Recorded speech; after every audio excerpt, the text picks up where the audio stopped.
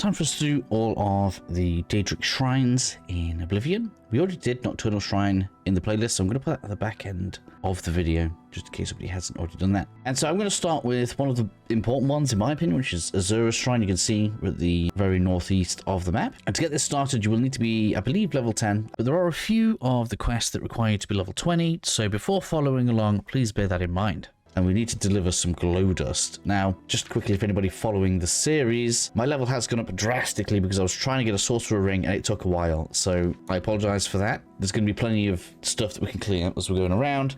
So hopefully that gives you some time to catch up before we head into the Mages Guild, as we do need to reach level 30 before we do that. Now, we can't interact with this until it is dusk or dawn. So we want to make it like 6 o'clock. And then we can deliver some glow dust, which is going to allow us to start the quest. Yes. I have seen your name, traveler. It's exactly as simple as it sounds. We go to the cave, clear out of vampires, and then we will get the item, which is good because this item is going to allow us to basically have a permanent soul gem, which is very nice. It means you can always enchant your gear very easily and recharge your weapons as well, because as long as you have soul trap, you can summon a creature that you can trap the soul from, and then voila, you're able to recharge your weapons whenever you need to. Very nice for a mage style playthrough of a game. We're going to start getting some nicer gear dropping soon, I would think. All right, so we made it to the gutted mine. Let's go on in. This is vampires, so a potion of cure disease for the end would be a good idea. I don't know if I have one. I can always go and find one. Or you can nip to a church before you sleep, and that should also cure it. Got to be careful as we're going through. Now, I can't imagine you guys need a step-by-step walkthrough of the cave, so I'm just going to skip on ahead to when the vampires are all dead. Although one part that might chirp you up is trying to open this. Just in case you don't know, sometimes you get these little switches. That's going to open the wall up for us so that we can get the final vampire. With all of the vampires dead, we can head back to the shrine and turn in the quest to get Azura's star. Very powerful. Next up, we're going to do the Shrine of Namira. The best advice I can give you to drop your personality, which we need to do, is to use cheap wine. We can drink this 4 times, and that's going to drop our personality by 40. So unless your personality is exceptionally high, this should cover most people. Anybody else, if you need more, you can get some additional from the Dark Quest. And if you complete the Repairing of the Orrery in the Mages Guild, you can actually get drain stat spells. So you can actually make a spell just to do exactly what you need a little bit later on if you go into the Mages Guild and do that. Either way, once you have some wine, I've just been and gotten mine from an inn in the Imperial City. They sold loads of it, so we're going to head on up here. So we need to make our way. You can see it's kind of where the B on County Bruma is above the Silver Road. That's where we're going to be heading to. As you can see, my point wasn't far off, so you guys should be able to find it pretty easily. And then once we're here, it's time to have a good time. Drink 4 bottles of wine. You dare approach my shrine, child of light? And then we're going to go ahead and get this done. The dungeon isn't very far, so we just head on down the hill. Find the entrance so that we can head on inside. We need to equip Namira's spell as well, so let's do that. It's actually a pretty fun little quest if you like watching people getting murdered. So we basically just follow the green tags that we see. They're not even going to aggro on us. We just hit them with darkness and the NPCs will handle the rest. We don't really need to wait around. We can just go around and get this all done. With that done, we can now leave. We're not too worried about any enemies. We're just going to get out of here. And then we can head back to Namira for our reward, which, if you don't have anything else, is a pretty good ring. In fact, I'm going to be equipping that right now to go alongside my escutcheon. That puts me on 47 reflect damage. We're going to go back to Anger, where we just got sent to. From here, if we head on out towards just underneath where the A is in Heartlands, we should see the next Daedric shrine that we want to take care of. Once we get in here, we should need to speak to Clavel, I think it is. Yes. That is our own audience, 100%. If you don't already have some Nightshade, it does grow in the Arcane University Garden. So again, the Mages Guild coming in pretty handy for us here. So just make sure, go ahead and do that. And offer our Nightshade to Mephala. Now, this quest is actually one of the better ones in the game. So if you want to try figuring this out on your own, I don't blame you. You probably should. Some tips of things that are possible, such as Sanguine's Rose. You can leave poison apples in people's houses, like all sorts of crazy cool stuff. But I'm just going to go through this in a very simple way because I have a high sneak value. And so I'm just going to make it close to midnight so everybody's in bed. And I'm going to go stalking in the night. So once we're in the center of Bleaker's Way, the first one that we want to deal with is the Nivan Dilvilu's house. So we're going to go ahead and get in there. I want it to be difficult. And in here, we want to grab the dagger on the right-hand side And then we need to kill this guy in his sleep. So it's up to you if you want to turn the difficulty down, because maybe you don't want him making a noise or anything. And then with that done, we're now going to move over to the Ulfgar house that we need to find. So we're going to make our way to the right, so I guess to the west. Look, we're going to come on around to this house. And this is Hrol Ulfgar's house. This guy has quite a bit more health, so you're going to have to swing multiple times. But we need to make our way all the way to the top. So we've got all, you see all these stairs that we're going up. On the way, we're going to grab this ring on the table. This is the dude we need to kill. So even with sneak attacks, he was pretty tough, actually. And then we're going to leave the dagger in his possession. Try not to be too quick, because if it doesn't register with the quest, you see, you'll just have to redo it again. Otherwise, you're going to get stuck. With that done, though, all that's left now is to go and deliver the ring. We don't really even need to be sneaking now. Head on back over to Nivan. There we go. Somehow his door's locked. And then we're going to place the ring in his possession. Ulfgar family ring goes in. Now all I've got to do is tell someone that I saw them fighting, and we have done. But like I say, this is actually a fun quest to like come on in, talk to the NPCs, work out what you've got to do. So it's probably not the best idea to follow me if you want to have fun with the game. Find any NPC, speak about these guys, and they're going to be all unhappy with each other, stop fighting. And we should now be able to go and turn in our quest. Bear in mind, I can't remember if there's an achievement for this. Maybe there is for investing in every merchant. A merchant does live there, so you might want to invest in them before you do this, if that's something that concerns you. Either way, we're going to turn this in, and that's another shrine done. Next up, we're going for Vaermina, and the shrine for this one is above the lake right here. Lake Pod. You need a black soul gem for this, and unless you've progressed the Mages Guild, you might not know too much about them. There is a place where you can farm it though, so if you draw yourself an imaginary alliance that these two pieces of water feature here meet, and then come very slightly towards where the mountains is, there's an alien ruin right here. That is a necromancer's ruin and has a lot of chests in it. If you farm that ruin, you'll get yourself black soul gems, okay? Obviously, make sure that you check all of the necromancers and all of the chests as you're going around, and if you clear through it, don't get one, you just wait 3 days in a different location and it'll reset and have all the enemies back in it. If you don't have a black soul gem already, that's where you go and get one. I already do have one because we've already been clearing out a load of dungeons as a part of the walkthrough series. So we are pretty golden for that, but just in case somebody doesn't have one and they feel the need to get that done, that's something that you can do. But obviously I just need to head directly to the east of Nagastani right here, and I'll very quickly come across the shrine. Once we reach the shrine, let's talk about offering a soul gem to the god. Now we have ourselves a new quest over at Archved's Tower just to the south. So we're going to go ahead and make our way towards that. Once we reach the rather large looking tower, and I'm just going to go the front end here. Archved's Tower. It's rather large. Can't miss it. Big front entrance. And this really couldn't be simpler. I don't know if this is a bug or it's going to get patched. But we just go through into the death quarters right here. We skip all of the puzzle stuff. I seem to remember this being way more complicated. But we go on in. And the orb that we need is right there. I feel like you're missing out a little bit, so go ahead and explore in here. This is a really actually interesting little quest that we're basically skipping by going through the trapdoor there, but that's another one done, and in the interest of it being a quick video that people will probably prefer, that's what we're going to do. We'll deliver that back to Vaermina.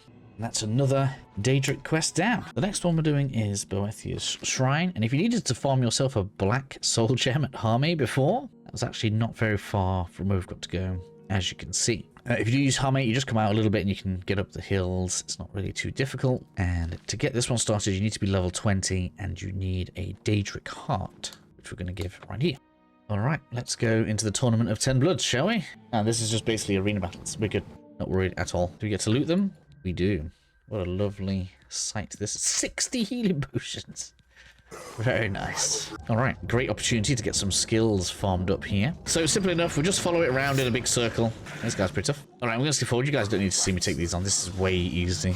With all of the enemies defeated, it was just a big circle of death, which was quite fun. We head on through the portal. And there's so much loot in here, I can't actually carry it. So now let's go and speak to the god, shall we? For our next shrine, which is kind of similar to the one we just did, we want to go close to the R in Silverfish River. You can see right here. I don't have too many fast travel points close to it, so I'm going to have to make my way on over. Once we make it over, this one should be fairly simple. Go ahead and interact with the shrine.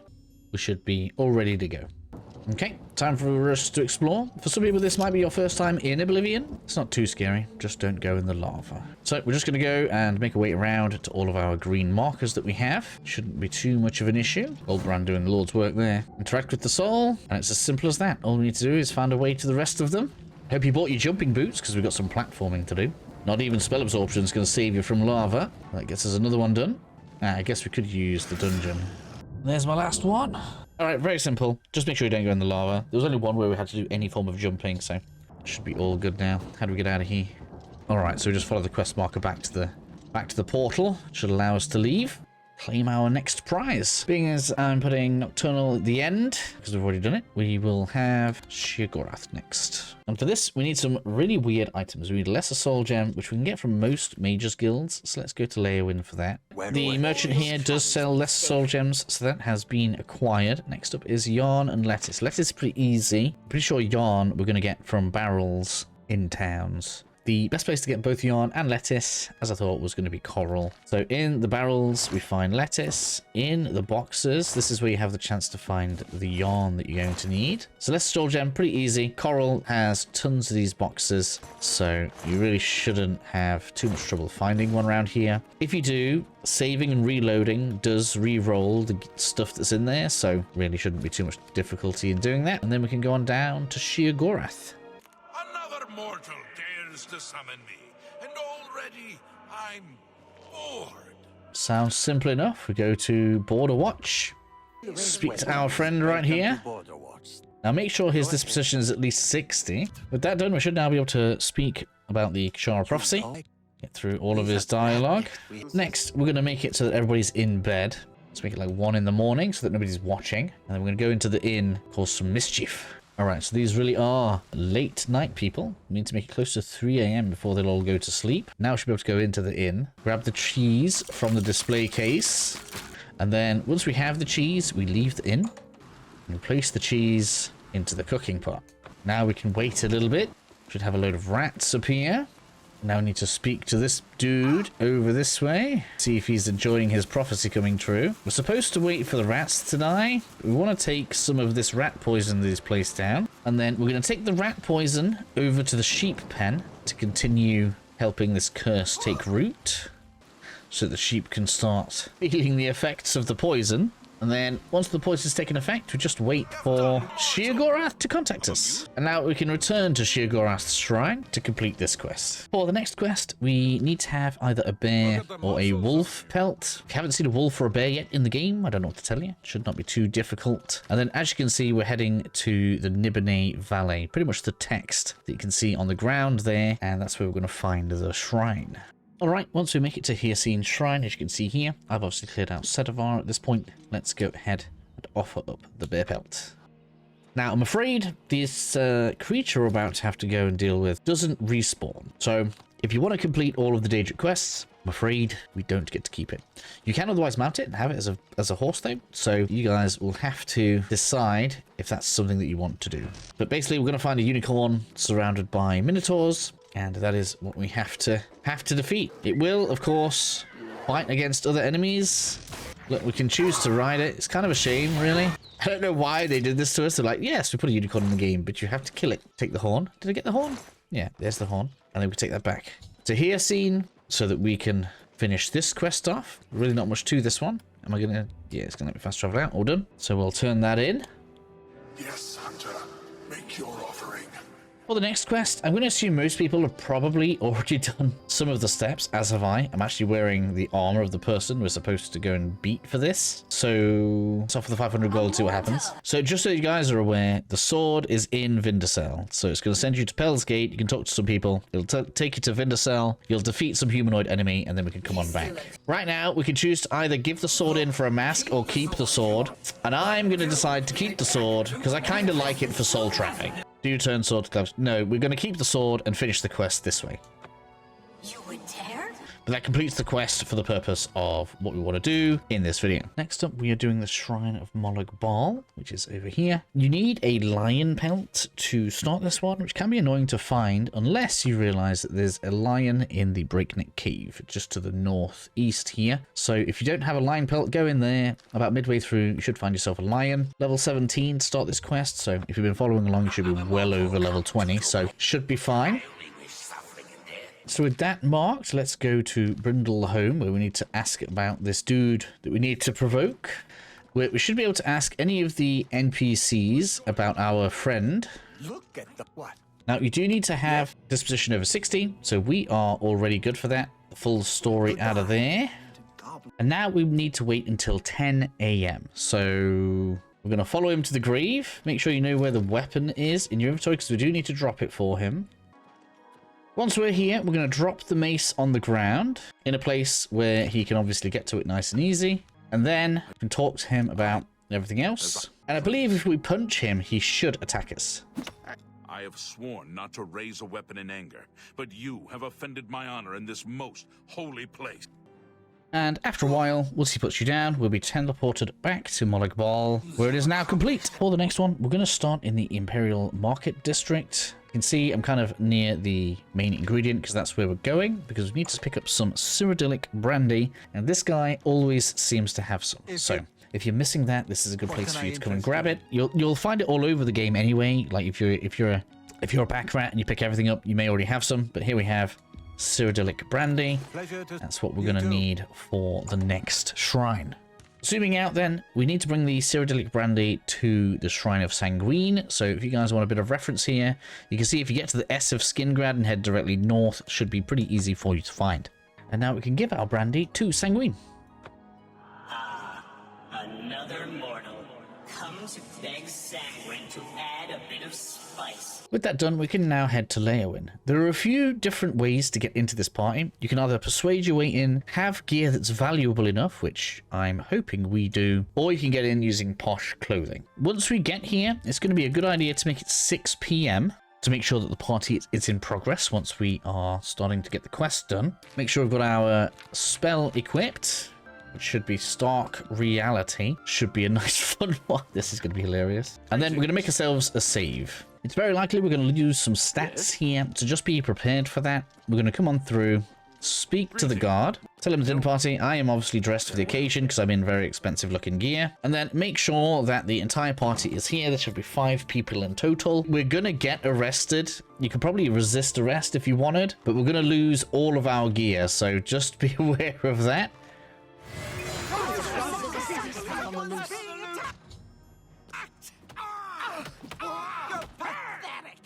There's the guard. There we go. So you can try resisting arrest and fight your way out if you want. I'm just going to go to jail. I'm not all too interested. We could try picking our way out, but I always get caught. Oh, we don't even get to keep a lockpick. So yeah, we're just going to have to rest our way out of it. And I lost some block. That's bad. How come I don't care? All right, I lost 1 block. That's not the end of the world. Okay, it's clearly from here. We need to fast travel back to the Shrine of Sanguine because all of our stuff is now waiting in a chest for us. Go ahead and turn this in.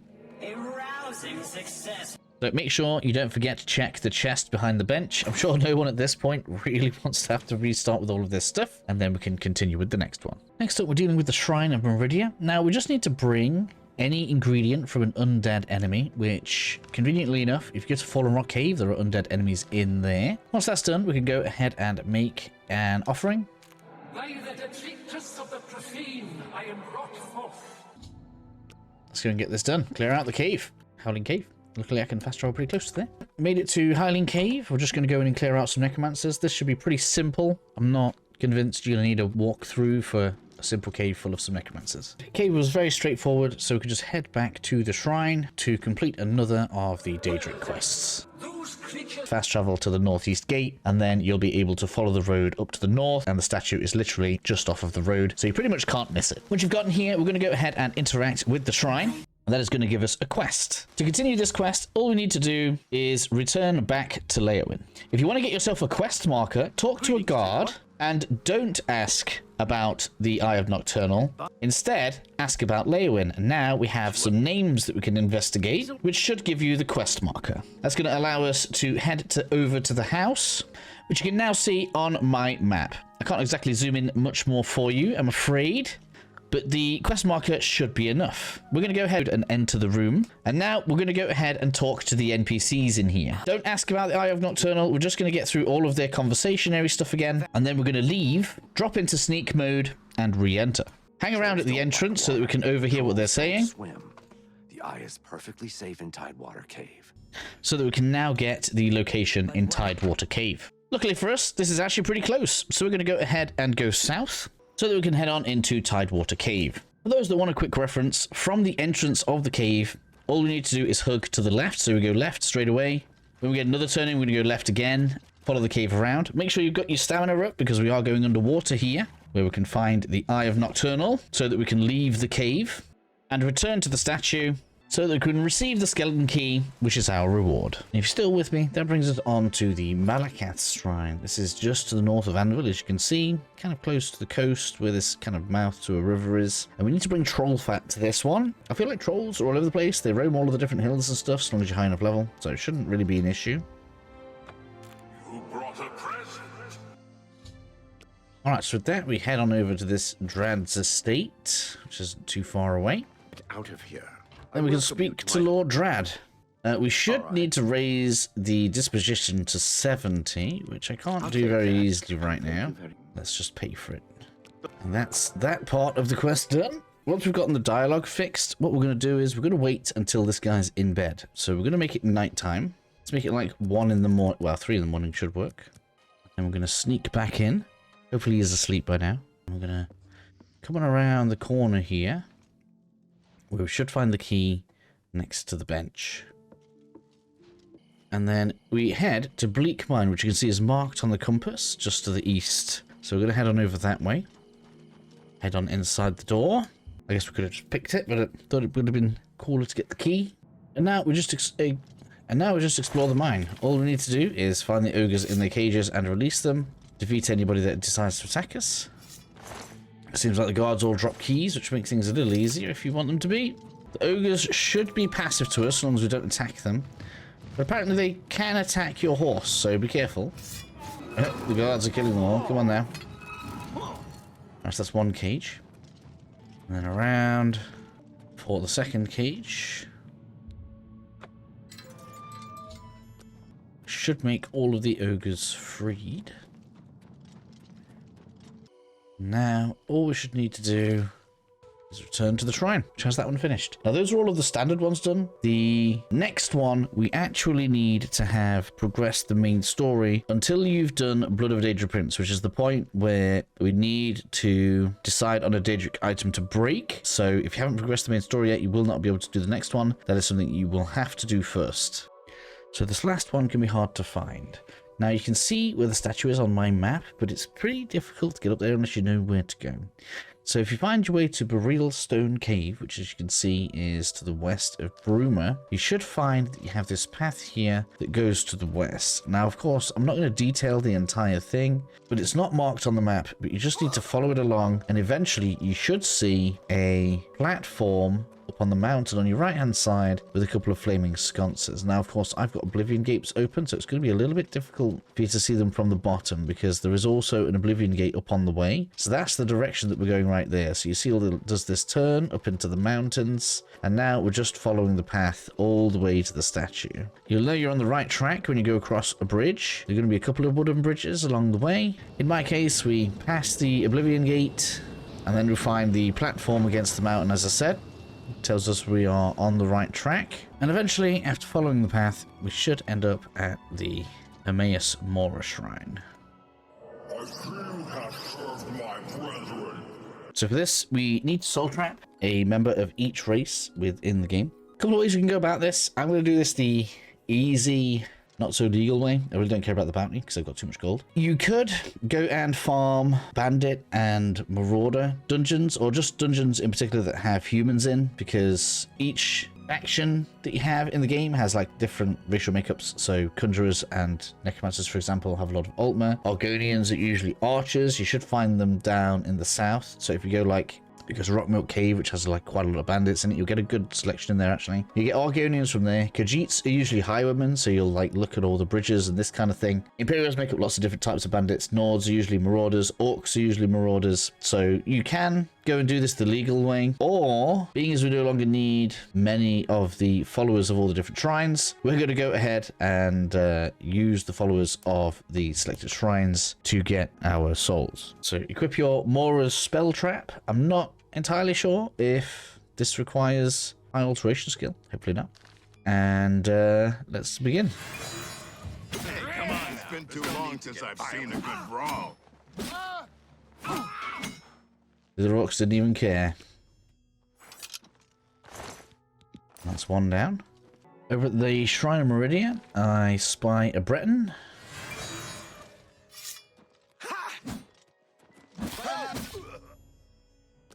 I meant to say red card. We also have a Breton. Oh, that's an Imperial. What are you? What's going on? And there's the Breton. There we have it. So we've got 3 souls from there. That's the Breton, Redguard, and Imperial. Over at the Shrine of Sanguine, we have a Khajiit. I still need a Nord. I don't think we have one. These both look like vampires. Oh, what the hell? Can't you settle this peacefully? Ah, there was a boss man. There we go. Someone's being attacked. Dark Elf, maybe? What's going on? Nope, that one didn't count. There's only one we should really avoid, and that is Molag Shrine, just so that you know, because that one actually has a Master Conjurer trainer there. So just in case you want to use it, we'll leave that one alone. So next up, we're going to make our way to Sheogorath Shrine, where we can definitely get a Dunmer and an Argonian. Someone's been murdered! Now, I don't know how we spot a Nord. We've got a High Elf, though.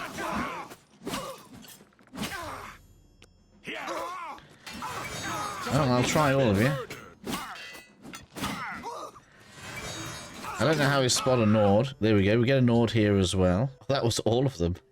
Gathered a soul from each of the 10 races. So just to kind of recap quickly there, that was only 3 shrines. And it's done. Right, let's go turn this in for the most overpowered book in the game. I give you this, the Armor Infinitum. Knowledge given by me to Xerxes is recorded within. Read it and gain knowledge of yourself. Go now, learn, and remember. So now we have the Ogma Infinitum, which is this is going to give us some permanent stat increases. So decide what kind of stuff that you want. As you might imagine, you are going to get combat style bonuses from Path of the Steel, stealth style from Shadow, and caster style from Spirit. The way this works is it's going to give you a boost to 3 skills, but most importantly also your attributes. So if you do this, you're going to get plus 10 to strength and plus 10 to endurance. It can go over 100, but in the case of strength, that's not going to do more damage. That's just going to allow you to carry more stuff. What's particularly good for me as a caster, though, is it allows me to take my intelligence above 100 and have more magicka. So if we look at my stats right now, we're going to see 110 intelligence, which is pretty beastly.